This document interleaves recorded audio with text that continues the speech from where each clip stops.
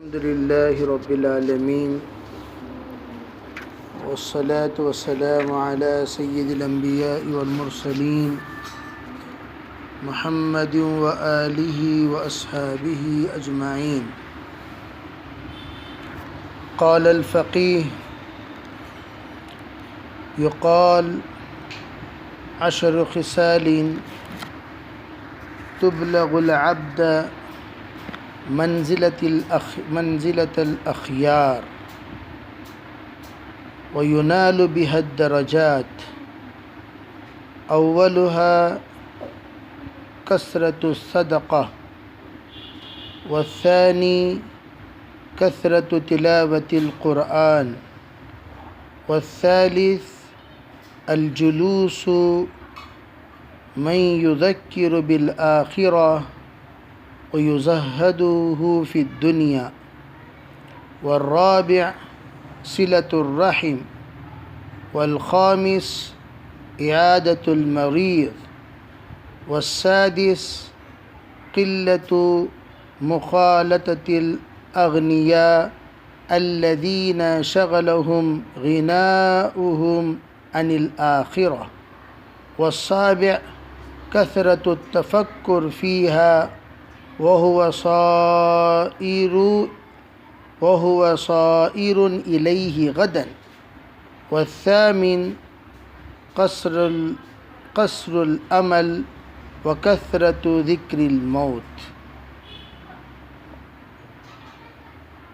حضرت فقی ابواللیث سمرقندی رحمۃ اللہ علیہ کہتے ہیں 10 عادتیں وہ ہیں جو بندے کو نیک لوگوں کے درجات تک پہنچا دیتے ہیں. یعنی جو بندہ 10 طرح کی عادتیں اختیار کرتا ہے وہ نیک لوگوں کی صف میں کھڑا ہو جاتا ہے اور اس کو جنت کے درجات اللہ کے طرف سے نصیب ہوتے ہیں. پہلی صفت وہ جس کو حضرت فقیہ گناتے ہوئے کہتے ہیں، من جملہ ان صفات میں سے پہلی صفت زیادہ سے زیادہ صدقہ کرنا. کثرت صدقہ، کثرت سے صدقہ کرنا. حضرات علماء کہتے ہیں صدقہ سے مراد صرف مالی صدقہ ہی نہیں، صدقے کے مختلف درجات ہوتے ہیں. مال سے بھی صدقہ، قول سے بھی صدقہ، اخلاق سے بھی صدقہ.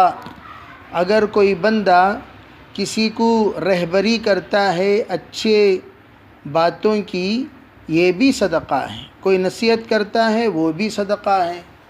کوئی بندہ کسی کی مشکل سے نکلنے کا حل بتاتا ہے وہ بھی صدقہ ہے.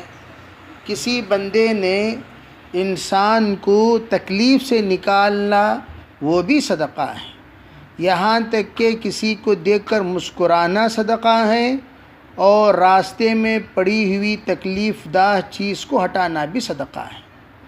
یہاں تک اکابر کہتے ہیں والدین کی طرف دیکھنا صدقہ ہے، میاں بیوی کا آپس میں دیکھنا صدقہ ہے، شوہر کا بیوی کے منہ میں ایک لقمہ رکھنا صدقہ ہے، اپنے اولاد کو کھلانا صدقہ ہے، اور اسی طریقے سے غریبوں کی امداد کرنا بھی صدقہ ہے. صدقے کی بڑی لمبی فہرست گنوائی. پھر کہا دوسری بات ہے تلاوت کرنا. حضرات محدثین فرماتے ہیں اس حدیث کے تحت اقرا ورتقی فإن منزلک عند آخر آیت تقرؤها، جو روایت مشہور ہے، معروف ہے. اس سے مراد صرف حافظ قرآن نہیں ہے بلکہ قاری قرآن بھی اس میں شامل ہیں. جو قاری قرآن کی تلاوت کرتا ہے کثرت کے ساتھ اور تلاوت کرتے کرتے اس درجے تک پہنچ جاتا ہے جس درجے پر اس کی آخری آیت رکتی ہے. اسی لیے فرمایا کہ جب سورہ ناس ختم ہو تو ہم وہاں پر ختم قرآن نہ کہیں بلکہ فوراً سورہ فاتحہ شروع کرو. تاکہ قرآن پاک کا دور جتنا چلتا رہے گا اتنے ہی جنت کے درجات بلند ہوتے رہیں گے۔ اسی کے تحت بعض علماء کہتے ہیں اس آیت سے، اس روایت سے یہ بات معلوم ہوتی ہے کہ جنت کے 100 درجات کے میں بھی بہت سارے درجات ہیں۔ 100 درجات بڑے بڑے درجات ہیں، اور اس میں چھوٹے چھوٹے اتنی ان گنت درجات ہیں، جیسے کہ اس روایت میں اللہ کے رسول علیہ السلام نے فرمایا اقرا ورتقی، اس سے معلوم ہوتا ہے کہ بندہ قرآن پڑھتا رہے گا، بہشت کے درجوں پر چڑھتا رہے گا۔ تیسری بات بتائی کہ ایسے لوگوں کے ساتھ بیٹھنا چاہیے جن سے آخرت یاد آئے۔ آخرت یعنی جن کے دل میں آخرت کا ڈر ہو، خوف ہو، خشیت ہو، اللہ سے ڈرتے ہوں اور آخرت کے بارے میں سوچتے ہوں، ایسے لوگوں کے ساتھ بیٹھنے سے اللہ رب العزت بندے کو ترقی دیتے ہیں، اور اس سے دنیا سے بے رغبتی پیدا ہوتی ہے۔ چوتھی چیز بتائی کہ رشتے ناطے کو جوڑنا چاہیے۔ رشتے ناطے کو جوڑنا، رشتہ داروں میں جو اصولی رشتہ دار ہیں، جن کو اقارب کہتے ہیں، قریبی رشتہ دار، ان کو نبھانا بہت ضروری ہے۔ ان کو نبھانا پہلا درجہ ہے، پھر اصل کے بعد دوسرے درجے پر دوسرا درجہ، تیسرے درجے پر تیسرا درجہ۔ جیسے جیسے رشتہ دار دور ہوتے رہیں گے ویسے ویسے درجات بھی بڑھتے چلے جائیں گے۔ علماء یہ فرماتے ہیں کہ جس وقت قریبی رشتہ دار ہوتے ہیں ان کی ذمہ داری زیادہ ہوتی ہے وہ مقابل دور کے رشتہ داروں سے۔ آج کل رشتہ داری جو نبھائی جاتی ہے، اگر کوئی اچھی حالت میں ہے تو چاہے وہ کتنا دور کا رشتہ دار ہو قریب ہو جاتا ہے، اگر کوئی کمزور حالت میں ہے کتنا قریب کا رشتہ دار کیوں نہ ہو وہ دور ہو جاتا ہے۔ تو لوگ ان الناس قد مالوا الی من عنده مال، ان الناس قد ذهبوا الی من لیس عنده ذهب۔ تو پانچویں چیز بتائی کہ آدمی نیک لوگوں کے درجات تک پہنچنے کے لیے بیماروں کی عیادت کرنی چاہیے۔ حضرت تھانوی فرماتی ہے کہ عیادت بدنی بیمار، جیسے کہ عمومی طور پر بدنی اعتبار سے جو بخار ہے، آدمی کی طبیعت ناساز ہو گئی، کیئر آف بیڈ ہو گیا، اس کی عیادت کے لوگ جاتے ہیں۔ ایک روحانی بیمار والے بھی ہیں، جیسے دعوت و تبلیغ میں جن سے جا کر ملاقات کی جاتی ہے وہ روحانی بیمار ہیں۔ عربی جسمانی بیمار بھی ہیں کچھ لوگ، اور روحانی بیمار بھی ہیں۔ جیسے حضرت تھانوی نے فرمایا تم اپنی بیماریوں کا علاج صدقے سے کیا کرو۔ حضرت تھانوی کہتے ہیں کہ صرف جسمانی بیماریوں کا علاج صدقہ نہیں ہے بلکہ روحانی بیماریوں کا علاج بھی صدقہ ہے۔ اگر کسی کے اندر جھوٹ ہے، غیبت کی عادت ہے، وہ اگر نیت کر لے یا اللہ میں اگر ایک جھوٹ بولوں گا میں 1 روپیہ صدقہ کر دوں گا، اگر وہ صدقہ کرنا شروع کر دے اس کے اندر سے جھوٹ کی عادت ختم ہو جائے گی۔ اگر کسی کے اندر بد نظری کی عادت ہے وہ شروع کر دے بد نظری ختم ہو جائے گی۔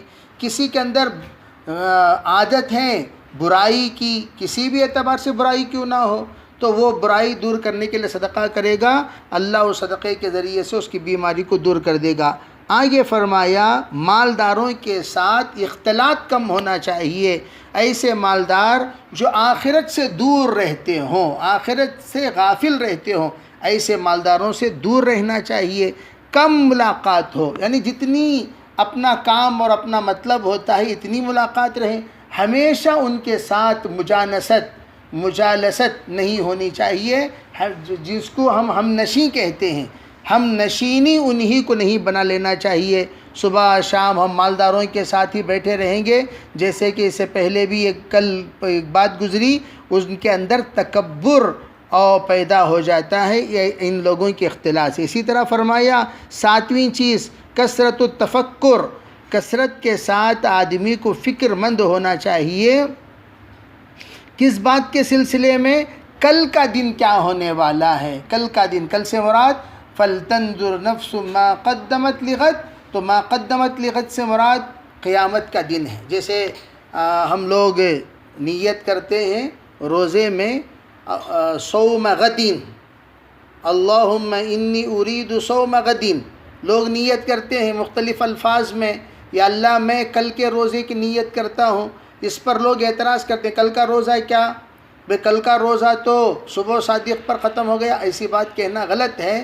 ہر آنے والا وقت کل ہے، بے ہم نیت کر رہے ہیں صبح صادق پر، اور عموماً دن جو شروع ہوتا ہے عوام کے نزدیک وہ طلوع آفتاب سے، اس لیے غد جو کہا جا رہا ہے وہ طلوع آفتاب کی طرف اشارہ ہے کہ صبح صادق سے جو میرا کل شروع ہونے والا ہے، اس لیے کہ ہماری جو نیت ہو رہی ہے وہ عموماً طلوع صبح صادق سے پہلے ہو رہی ہے، اور اب بندے کو نیت کرنے کی اجازت ہے، طلوع صبح صادق کے بعد بھی نیت کر سکتا ہے، تو وہ غد سے اگر نیت کر رہا ہے تو غد علماء کہتے ہیں ہر آنے والے وقت پر اطلاق ہوتا ہے، اس لیے غد سے نیت کرنا کوئی غلط نہیں ہے، نیت کر سکتے ہیں۔ جیسے کہا یہاں جو غد استعمال کیا گیا، یہاں غد سے مراد وہ غد جو قرآن پاک میں موجود ہے، فَلْتَنْظُرْ نَفْسٌ مَا قَدَّمَتْ لِغَدٍ، وہاں سے مراد قیامت کا دن ہے، قیامت کے دن کے لیے میں نے کیا بھیجا، ذرا اس کے سلسلے میں آدمی کو غور کر لینا چاہیے، اس کو کہا کثرت التفکر۔ 8ویں چیز بیان کی کہ اس کی امیدیں کم ہونی چاہیے، زیادہ امیدیں، لمبی امیدیں باندھ لے کر نہیں بیٹھنا چاہیے، اتنی امید باندھا کرو جتنی زندگی کا امکان ہے۔ زندگی ہماری کتنی ہے، اتنی امیدیں باندھو۔ زندگی کتنی ہے، ایک سلام کے بعد دوسرے سلام کی امید نہیں، تو اتنی ہی امید باندھنا چاہیے آدمی کو، زیادہ امیدیں باندھ لے کر نہیں بیٹھنا چاہیے۔ جناب رسول اللہ صلی اللہ علیہ وسلم نے منع فرمایا اس کے لیے کیا کریں کہ موت کو کثرت سے یاد کیا کریں۔ یہ بات حضرت فقی فرماتے ہیں ان اقوال کو نقل کرتے ہوئے کہ موت کو کثرت سے یاد کرنے سے لوگوں کی امیدیں مختصر ہو جائیں گی، کم ہو جائیں گی۔ پھر فرمایا 9ویں چیز ذکر کرتے ہوئے لزوم الصمتی، زیادہ سے زیادہ خاموش رہنے کا اہتمام کرنا چاہیے۔ وقلت الکلام، جب آدمی کم خاموش رہے گا لامحالہ کم بولے گا۔ ارے بھئی یہ دونوں کے دونوں لازم و ملزوم ہیں، خاموشی کم بولنے کی مستلزم ہے۔